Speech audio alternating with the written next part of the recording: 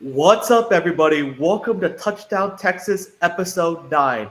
I'm your host, Shivam Patel, and I have Nick Rodriguez here.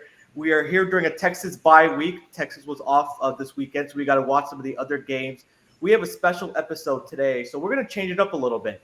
Today, we're going to be talking about SEC quarterbacks in the conference, then in the country. Then we're going to be talking about the SEC standings because the race is very tight to who's going to make the SEC championship and who's going to make the playoff. So, you ready, Nick? Yeah, let's do it. Let's get into it. All right. So before we get started, I just wanted to give an announcement. Be sure to follow us at touchdown_Texas on our social media channels. And subscribe to our YouTube channel. And we're going to be doing some episodes live coming up. Me and Nick are going to be in Austin next week for the Texas-Florida game, so stay tuned for that, everybody. But until then, let's talk some SEC quarterbacks, Nick. Let's do it. I'm ready to go. Awesome. So first of all, I would like to get your rankings. So give me your top 5 SEC quarterbacks currently. Again, this is not draft projection in the NFL. This is strictly college play. So what have you seen so far through 10 weeks of the season? Who are your rankings? It's really difficult. It was really hard to figure out a 5 that I wanted to find just because guys have been so inconsistent. We were talking about it last night when we were watching some football. At one time, one guy was carrying the load and like Milroe, and he looked great, and then he really fell off. And then, Pavia kind of came out of nowhere. So it's been up and down. I kind of went at it as like, who would I want to be at the quarterback? Everything's even for the rest of the season. And here's my 5. Do you want me to go 5 to 1, or you want me to go 1 through 5? Whatever you feel comfortable with. Okay, I'll go 5 through 1. 5, I have Quinn Ewers. I know he's been inconsistent as of late. He didn't look good against Florida, but against Georgia. But I still think he's really talented. I still think he can win you a lot of ball games, and I think he'll play a lot better against Florida. And he played great against Vandy, so he's number 5. Number 4 is Carson Beck. I know Carson Beck did not play well at all against Florida, but I feel like, again, I've seen enough out of Carson Beck this season for me to have him at 4. He did have a couple turnovers against Texas as well, but again, he's a guy that I trust in the SEC, especially with the Georgia Bulldogs. So he's number 4 for me. So 5 is Quinn, 4 is Carson Beck. This was very, very tough. I'm sure a lot of people are not going to agree with this list, but number 3, I have Pavia, the man himself from Vanderbilt. He's been balling. I mean, I don't think he got off to a super strong start at the beginning of the season, but right now he's playing at a really high level, taking care of the football. He's got great legs. If he was on an offense, like Texas or Georgia, I think he'd be even better. Yeah. He's a great playmaker. He's great when things break down and he has to play. Luckily, Texas did enough against him to limit his, athletic ability. But for right now, he's 3. Again, this was very, very difficult. I encourage anybody to rate me or disagree with us on our rankings. Can you guess where I'm going to go number 1 and number 2? Actually, I think you already know my 1 and 2. But number 2 is Nussmeier from LSU. And again, if we're talking about Garrett Nussmeier, if we're talking about who I would want right now, to me, it's between 2 guys. It's Nussmeier at the 2. He's very talented. He didn't play very well down the stretch against A&M. I will say that, but he's had some incredible games this year. I expect him to bounce back throughout the rest of the season, and he would be a guy that I would want to have on my team. And LSU's always scary towards the end of the season. So Nussmeier's number 2. And number 1, he balled out last night against Arkansas. Give me Jackson Dart. Oh, wow. Yeah. I like it. Might be a surprise to a lot of people. I mean, he looked bumpy in some games, but I just think overall, I think he's the best SEC quarterback right now. And if I'm starting a team in the SEC, or if everything's even, I got 1 game to win, I want Jackson Dart on my team. So those are my top 5. I mean, it was a very difficult exercise. It took me a while just to try to figure out where each player should go. Yeah. But that's the order. That's the order that I have those guys. I feel good about it now. After going through it, I kind of went in my mind. I was like, you know what? If I'm starting a team, if everyone is going to Texas or everyone's going to Georgia, who are the guys and how would I rank them in the depth chart? And that's how I went with mine. I think Jackson Dart can just win you ball games. It's hard though. There's a lot. I mean, he's been inconsistent though, so it's not like he's a shoe-in number one. It's not like it's Jaden Daniels or Joe Burrow or something like that. So it was very difficult, and it's kind of I just think his skill set is very good, and I could see him that lean me for him. But for anyone wondering, Jalen Milroe would have been sixth for me. Just too inconsistent for me to crack the top five.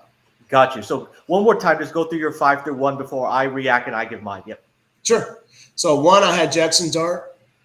2 was Garrett Nussmeier from LSU. 3 was Diego Pavia from Vanderbilt. 4, Carson Beck from Georgia. And then 5, Quinn Ewers.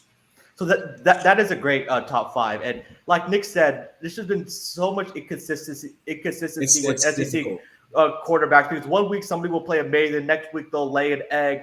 And some of the teams that we thought they were going to be on the top have not been on the top. There's been so much parity so far in the SEC, and everybody's kind of beating each other up, in a way. Yeah. So I agree with Nick's top 5, except one player. And I hate to do this, Texas fans. I'm really sorry, but I would sub Jalen Milroe as 5 and put Quinn Ewers as 6. It was a tough decision after Quinn Ewers' recent play. It's kind of hard for me to put him in the top 5.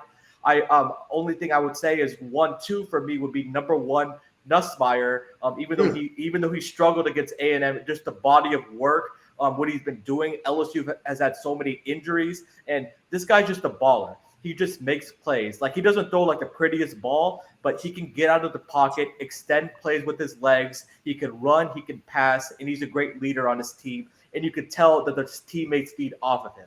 So I would put Nussmeier number 1. Pavia, for the reasons Nick stated, is number 2, because Vanderbilt's bowl eligible. Who would have had that on their bingo card going into the year? No, and they had one of the biggest wins of the year against Alabama at home. So you have to get Pavia, number 2. Jackson Dart, number 3. I was high on Jackson Dart coming into this year, but I didn't like how he played. Against Kentucky, when they lost. But yesterday against Arkansas, he balled out. He had like 6 touchdowns, something ridiculous, and he's been playing really well, throwing the ball. He's also a great threat with his running ability. He can break tackles, get extra yards. He didn't play that great against LSU either, but he's had games where he's had to carry this Ole Miss team to victory. So that's why I would give the leg, to Jackson Dart at 3. Carson Beck, number 4. Even though he's had 3 games with 3 interceptions. Yesterday against Florida, they only have 1 loss. I mean, it's crazy. Yesterday against Florida, Texas, and Alabama. And if you could argue, those are the 3 biggest games that they played. And it is. And he's 11 touchdowns, 7 interceptions, or 17 touchdowns, 11 interceptions, excuse me. And a little bit, Georgia's winning in spite of Carson Beck in some instances. Like yesterday, the run game was really good, with Trevor Etienne. And they're just doing the short passes, getting their athletes in space. Carson Beck has not been able to carry this team to victory, which was surprising because last year he was super accurate with the deep ball. He was accurate in the intermediate routes. And this year he's struggling with accuracy. It is probably the same situation as Quinn, the footwork, relying on his arm too much. But still, you have to give Georgia credit because they only have 1 loss, and they could have beat Alabama, but they beat Texas. So that's why I gave Carson Beck number 4, and then Jalen Milroe. Maybe I'm still thinking about the Georgia game when he absolutely went crazy. That's probably what this ranking is hinged on. But Jalen Milroe has had an incredible year: 13 touchdowns, 6 interceptions. He played really well against Missouri last week. He struggled against Tennessee a couple of weeks ago, but he's been really good so far, and I've liked what I've seen. The improvement passing the ball. He looks like he's more comfortable in the pocket, willing to stay in the pocket, and not just going after his first read and just taking off and running. So I've seen improvement as a passer with Jalen Milroe. It was really hard. It was a really difficult exercise. So anybody that is listening or watching later, I hope you shred us in the comments and please tell us where we're wrong. I mean, I don't think there's any guy that you can be like, yep, he's number 1. But at the same point, I think any of these 6 guys, because Milroe was my 6th guy, and I was like, I went back and forth with him. And maybe I'm more banking on Ewers becoming better. So maybe I'm cheating a little bit there, but because I think he is a better quarterback. So maybe I'm cheating as far as like, has he been better than Milroe? Probably not, I guess, because he hasn't played a lot. He's been out. So, but any of those 6 guys by the end of the season, if I were to fast forward ahead of you and be like, Milroe was the best quarterback at the end of the season, you would not be surprised. I could say any of those guys it's like ran away and they were the best quarterback, and you'd be like, okay, that makes sense. They all have the skill and talent to do so. I'm kind of betting on Dart right now. I would really like to see Ole Miss make a run. Maybe they can take care of Georgia for us. I don't know, but there's so many guys. I mean, I like Nussmeier. There's so many guys, but I know you want to talk about other quarterbacks, not just in the SEC, who we're a little bit more definitive on. But yeah, maybe we should revisit this in a month or a few weeks just to see if anything changes. Hopefully Quinn plays better against Florida and maybe he rises up the rankings or something. But I don't know. We can.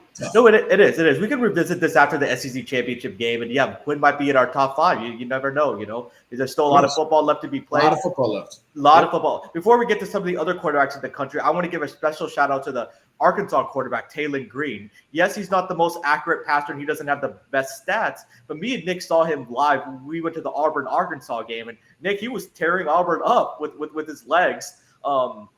He played up and down against A&M, but Taylor Green has had a great year, and Arkansas has been a better team than expected. They're going to be they're on the precipice of being bowl eligible. So Taylor Green will be like my 7th or 8th player, in this rankings, but definitely in the top 10. So now let's talk about some of the other quarterbacks in the country. So who do you want to start out with? You want to start out with Cam Ward or Shedeur Sanders? Let's start with Cam Ward. Okay. So Cam Ward, the quarterback from Miami. Miami is a top 5 team in the country. They're undefeated. What have you seen from Cam Ward that's allowed him to elevate his game, and now he's going to be one of the top draft prospects in the country?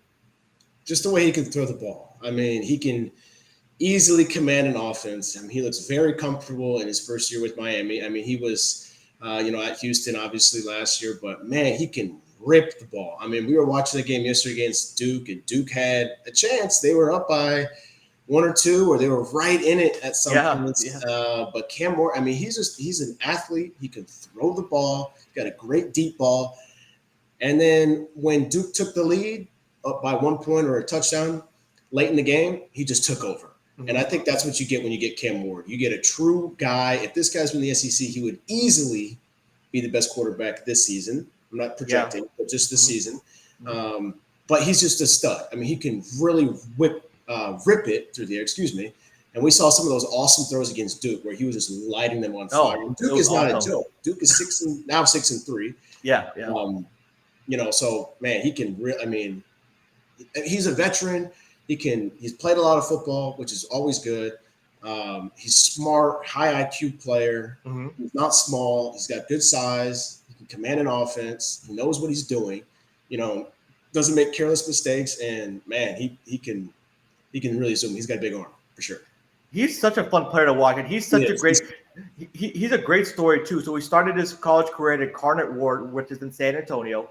Then he transferred to Washington State. He played under Mike Leach. Then now he's in Miami. So he's in his 5th year in college, but he's improved every single year as the competition has gone up from the Pac-12 to the ACC.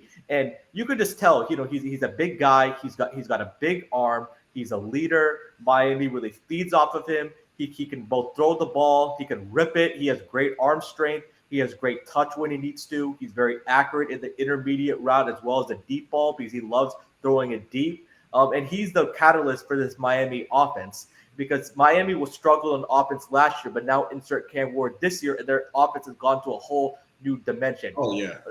Only thing, little negative is that he does put the ball in harm's way at times, so that's allowed him to get some interceptions. So he needs to dial that back up a little bit, but in his defense, Miami's defense is really bad and not to the level that they need to be. So they need their offense to score points in order for them to win games. They've been scoring in the 40s and 50s a lot this year. Yeah. So, they need it. And he does have a great running game, but he is the reason that Miami has been such a great team so far. And I love the way that he stays in the pocket. He takes he'll take the hit for his team. He'll stand in there to the last minute, take the hit and deliver a strike down the middle. He's clutch too because Miami has been in some close games this year. He'll make the big plays in the fourth quarter. He has a clutch gene when Miami really needs it. So he's just a great all-around player, and he's going to be one of the 2 quarterbacks selected in the NFL draft in 2025. For sure. I mean, for sure. He's a beast. I mean, he seems like a good dude off the field, doesn't make stuff about himself, in the media or anything like that. He just focuses. Miami is an interesting team. I mean, they haven't been great over the last several years.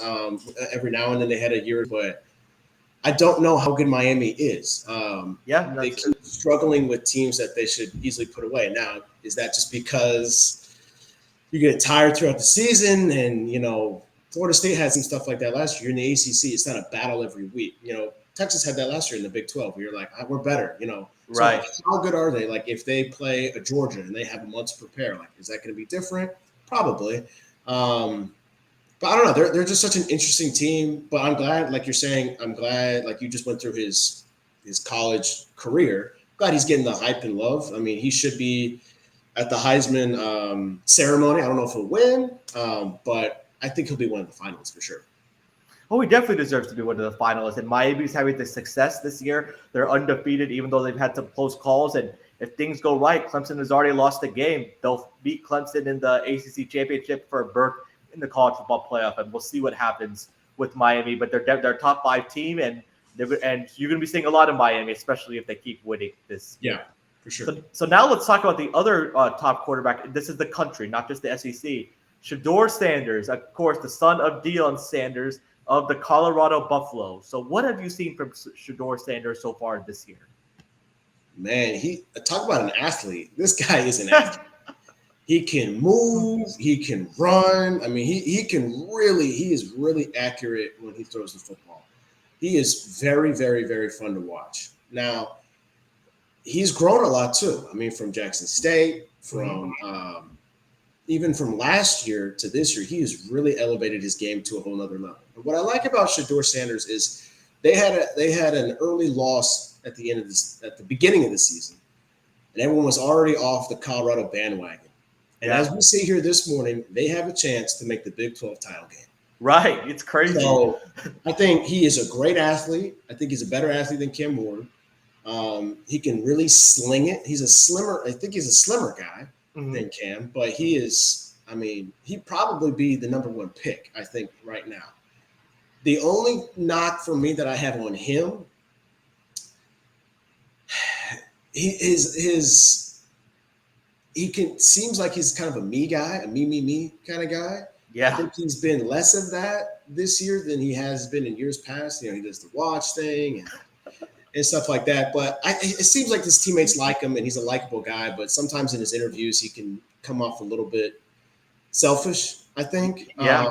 But that all being said, his teammates seem to like him. He's all into Travis Hunter, who's another stud for Colorado, which everyone knows about. And they're both voting for each other for Heisman, which is cool. So that's awesome to see. He's a great dude. Yeah. Maybe selfish is too hard, but he said some things to the media, certainly. But again, stud athlete, can zip it everywhere, smart, just got to avoid the turnovers. Colorado doesn't have the best defense, like you're saying with Cam Ward. So sometimes he has to force it, which he definitely did a lot of last year, which put them in bad situations. But he's awesome. And I'll admit, like I've turned changed my tune on him because I wasn't a huge fan of him before. But now, I mean, he is just electric and fun to watch, especially now that they're putting it all together and winning ball games. So and hopefully they go to the Big 12 championship game. That'd be more fun than anything. Oh yeah, Colorado is one of the most interesting teams to watch, not just because Deion Sanders and all the celebrities that are on the sideline usually for every single game, but Shedeur has improved so much since last year. Last year, he was a little bit more antsy in the pocket, in my opinion, mostly because his offensive line was really bad, so that they really try to address their offensive line, and their offensive line has improved a little bit, but it's still not that much better. Like Shedeur is taking the necessary hits every game, but you have to give him credit. He'll stand in there, he'll take that hit for his teammates, and he'll throw an absolute dart, like an accurate dart with a defender with a 350-pound defensive lineman right there in his face. And he's really fun to watch because he can make plays with his legs. Like he plays like Caleb Williams, where he'll extend out to the pocket, and then he'll throw on the run. He'll run when he needs to. He'll stay He'll stay in the pocket. He has great feet. He's a high football IQ player because he studies a lot of film, and he does a great job of distributing the ball to his teammates. So, and he's also a great leader. In the locker room. Yes, and some of his comments, like Nick said, have not been the best. Like after the Nebraska game, for example, he kind of threw his offensive line a little bit Yeah, under. that's it. Exactly. Yeah, exactly. But maybe to give him the benefit of the doubt, maybe he was trying to motivate his offensive lineman because he mentioned Raiola, who's the Nebraska quarterback. He asked the media, he's like, "Did Raiola get touched or something?" It was like so odd. I'm like, yeah. Yeah, it's probably just the way he went about it. I mean, we don't even know what he was asked. So yeah, exactly. Selfish is probably too far for me to say, but he definitely has a way with the media, I'll say. And, you don't want a guy that's throwing your teammates under the bus, but it doesn't seem like it's, I guess, all that. I mean, his teammates seem to love him, and he's balling right now. Oh, he's balling for sure. And they do have 2 losses to Nebraska and to Kansas State, but they still have a great chance of making it to the Big 12 championship game, especially if BYU and Iowa State have a loss. But you never know what can happen, and maybe 2 teams make it out of the Big 12 to make it to the playoffs. So maybe because Colorado, imagine the ratings for ESPN in the playoff if Shedeur Sanders and Deion Sanders and Travis Hunter are in the playoffs. That would be amazing. Yeah, that would be amazing. But I really like what I've seen from Shedeur Sanders this year. He's matured a lot as a player. Last year, I think he was just getting his feet wet because, like Nick said, he transferred from Jackson State now to another level. So last year, he was kind of learning how to, the speed of the game in a different conference. But this year, you could tell he's much more comfortable with his teammates. And they actually have a real offensive coordinator, Kyle Shermer, who coached in the NFL. So they have a real good offensive coordinator this year that's putting Shedeur Sanders in good situations and really utilizing his strengths. So shout out to the Shedeur Sanders, and him and Cam Ward are going to be the top 2 picks in the draft next year. Is that fair to say? And there's a little bit of a gap. Okay. For sure. Yeah, I think it's definitely 1-2. I think most people lean towards Shedeur. I think slightly over Cam, but it's very close. Mm-hmm. But I think it's 1-2, gap, and then everybody else. So I think it is. It's definitely those 2 guys. You could see him on the Raiders. You could see him on New England if they decided, or the Giants. Get rid of Drake May. The Giants. I mean, him with Malik Neighbors would be gross. Oh, that would be sick. Oh, that would be gross. So yeah, but 1-2. Awesome. Well, great quarterback conversation. Me and Nick, when we meet up to watch these games, we kind of had some of these conversations off camera. So now we were excited to talk about this on camera a little bit. You can see how much we enjoy talking about quarterbacks. And we're gonna visit this conversation after the SEC championship game because there's gonna be a little bit of a gap between the championship games and then when the college football playoffs are going to start. So we're gonna discuss. We're gonna go over this again, and our rankings may change. We'll see what happens. Still a lot of football left to be played. So now let's go to the second part of our show. Let's talk about the SEC standings. So right now, currently, 5 teams are still alive for the SEC championship game. So let's throw up the standings here. Georgia is 5-1 in conference. A&M is 5-1, followed by Tennessee, LSU, and Texas. So those are the 5 teams, Nick. How are you feeling about those teams, and who would you give an edge to right now? Because it's the top 2 teams in the conference that are going to play in Atlanta. Man, it's tough. I think the edge has got to go to Georgia and Tennessee right now. Do they play each other this year? No. Yes, they do. They're playing in 2 weeks. It's going to be in Athens.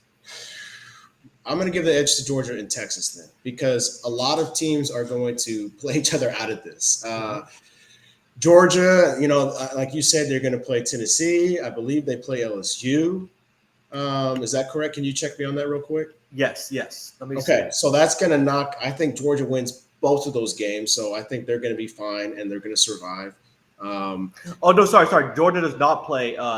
Georgia does not play Tennessee. They just play. They don't play LSU. They just play Tennessee. Okay, they don't play LSU. And Georgia's last two conference games are Ole Miss on the road and Tennessee at home. Okay, so I think they beat both of those teams, and Georgia will be in the SEC championship game. I know Texas, we finish out with Ole Miss. We have Kentucky, which I believe we'll also take care of. And then we also have A&M, which will be a huge game in the season. I think we do beat A&M, and that would vault us up. And then I think between Tennessee, LSU, One of them will have another loss along the way. And so I think it will end up being us and the Bulldogs for a rematch. Oh, that would be awesome. So LSU's schedule. LSU has the toughest schedule remaining, in my opinion. They have to play Alabama at home, then on the road at Florida. And Florida's looked better. They challenged Georgia, Nick, yesterday until Georgia finally pulled away after that interception. And then they play Vanderbilt at home and Oklahoma at home. So again, let me throw up the standings here. So there's a bunch of one-loss teams. We're just talking about a conference, not overall. And there's a chance, that some of these teams have a tie. There could be some tiebreakers involved, but just not thinking about that. I think Tennessee definitely loses against Georgia. I think Georgia goes undefeated the rest of the way. If A&M goes undefeated the rest of the way, they're going to be in the SEC championship game. Yeah. But I don't think they're going to go undefeated. I think they're going to. No, they just lost last night to South Carolina, and South Carolina had a really good season outside of losing to LSU and losing to Bama, which both of those games they should have won, and they would be in this conversation if they had won both of those games or even one of them. So I do think, like you said, LSU's schedule. I mean, they play Alabama. That's going to be tough, even if they get by that one. So between all that, I think Georgia and Texas have the most favorable schedule to end the season. Texas, like we mentioned, plays Florida. We play Arkansas, play Kentucky, play A&M. Some of those are on the road, like A&M is on the road, but that A&M game is going to be massive. Oh, that's going to be wild. It was already going to be big because, it's the first time in a long time that we're playing each other. I think like 15 years, but it's going to be awesome. And it could be something where Georgia's already clinched a spot because they're undefeated. Hell, they might lose another one. They might lose to Ole Miss. Yeah, they could. It's on the road. This could be a whole other thing, and it could be Texas versus A&M in the SEC championship game. That would be awesome. So, I don't know. I feel the most confident about Georgia. Second would be Texas. Okay. Not just because I'm a Longhorn, but just because I think the way the schedule is, the way you broke it down, LSU, it just seems like that's going to be really difficult. Tennessee, again, I'm not 110% bought in on Tennessee. So I could see them faltering, especially to Georgia. And real quick would be A&M. I think they're right there in the mix because I do think Carolina's not a great team, but they're a really good team, especially at home at night. So that's not necessarily a bad loss for me, is what I'm trying to say. Right. And before we get back to the standings, real quick, Nick, just give me your quick synopsis on Nico, the Tennessee quarterback. On Nico? Yeah, on Nico, yeah. Yeah, I like Nico, but he has been way too inconsistent this season. I think you said it yesterday perfectly. I don't think they're winning because of him. They're winning in spite of him. He had some big moments against the Alabama team a few weeks ago, like we talked about. But, really, it came down to their running game and their offensive line and their defensive line when they beat Alabama. So I think he's really good. I think we'll see him develop and be a lot better next year. But he's not a guy I can completely trust right now. And I can see them winning a game or losing a game, I should say, that they should win. Yeah, that's definitely, and he's struggled with inaccuracy, and because there's some wide receivers that have been open, and he's not been able to throw it to them in the intermediate route. The deep ball he struggled with. Sometimes he takes off too much to run, and I think other teams have figured him out in that sense, where they're doing a spy or they're keeping the linebackers close to the line of scrimmage because they know he's not going to go through his progressions passing. So yeah, he's only a redshirt freshman. He's only in his second year, but he's had some playmakers around him. The running back Samson had a huge game yesterday. Yeah, exactly. Brew McCoy, who was a former Longhorn and a Trojan in Tennessee or a Trojan USC. So they had some playmakers around him. But sorry to get on that little tangent. I just wanted to get his thoughts, but on Nico, the Tennessee quarterback, real quick. But so for the SEC standings, I think it's going to be Georgia and Texas as well, because I think Georgia's going to go undefeated. I think they're going to beat Ole Miss on the road. And then they're going to take care of Tennessee at home. If that game was in Tennessee, I think Georgia would have lost, but I think that game is in Athens, so Georgia's going to win. Texas is going to beat Texas A&M. But if Texas, God forbid, loses to Texas A&M, then it's going to be Georgia and Texas A&M for the SEC championship. Yeah, I agree with that. I think it's between those three teams. And I just wanted to check what time the Georgia-Ole Miss game is next week. It's at 3:30, so it's not right at noon. So that Ole Miss crowd should be rocking. It'd be better if it was at night, but Mm-hmm. Yeah, I agree with that. I think Ole Miss has a shot. I do, but we'll see. We'll see if Jackson Dart can really ball out, and that defense has to play better, and Carson Beck has to play better. Eventually, it's going to catch up with them, whether it's against Texas or A&M or Exactly. somebody or Penn State or Ohio State. One of these teams, he cannot throw that many turnovers and win a game. He's still really good, but that's going to be it's going to catch up with him eventually. Just like with Texas and our offensive line, eventually it's going to catch up to us unless we fix it. And last year he was not even turnover prone either. He took care of the ball last year. Maybe I don't know what it is. Like maybe because he's trying to. I think the knock on him last year, in my opinion, was he threw too many short passes. So maybe he's trying to show the NFL scouts like, hey, I can throw the ball down deep, and the defenders are figuring him out a little bit. But yeah, like I can easily see Georgia lose a game because Carson Beck throws another 3 interceptions. You can't keep putting the defense in those tough situations. So I mean, Florida really had a chance last night to beat him. I mean, oh my god, if DJ Lagway.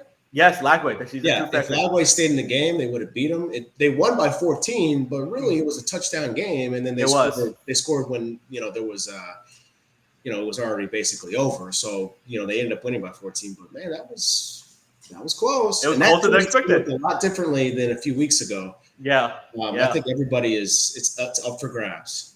It is. It definitely is. And yeah, we were watching yesterday at a place they had Georgia fans and Florida fans there. So it was. They had a lot of Florida fans. Yeah, more than I thought. And Nick even did the Gator chop, and we would have played it here if Florida would have won. But hey, maybe Florida wins another game. We can play it another time. But we were definitely cheering for Florida. But it was a tight game, but Georgia pulled it out at the end.